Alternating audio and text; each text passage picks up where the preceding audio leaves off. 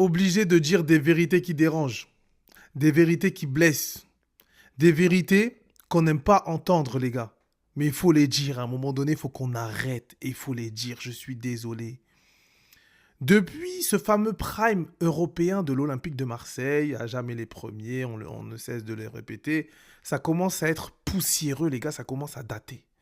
Depuis cette fameuse année 1993, il y a eu 32 saisons jusqu'à aujourd'hui, en 2026.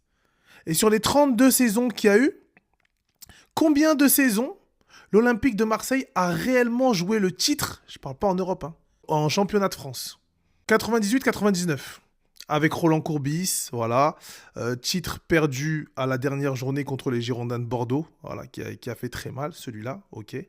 Ensuite, il faut aller jusqu'en 2008-2009, avec Eric Guéret, très bonne année, et l'OM joue le titre encore contre les Girondins de Bordeaux et le perd dans les dernières journées. L'année suivante, 2009-2010, l'OM est champion, avec Didier Deschamps. Et l'année qui suit, 2010-2011, l'OM est à la lutte avec le LOSC et c'est Lille qui finit champion. C'est tout, les gars. Ça s'arrête là.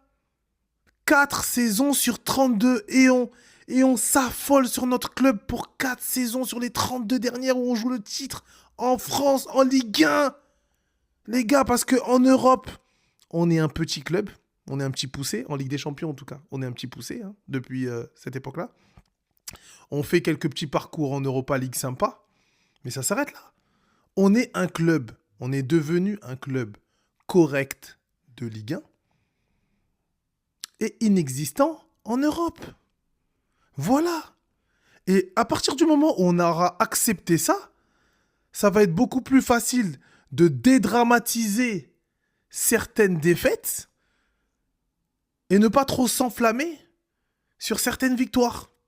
Oui, on est un club où il y a une grosse passion autour du club, une grosse ferveur, des supporters qui sont vraiment accros au club, qui donnent tout pour le club. Mais ça ne fait pas de l'OM un grand club. C'est pas normal que Nwaneri, il arrive à Marseille, il dise l'OM c'est un des meilleurs clubs au monde. Déjà lui il se met ça dans sa tête. C'est pas normal. Le fait d'avoir de la ferveur, ça a ses côtés positifs, comme ses côtés négatifs.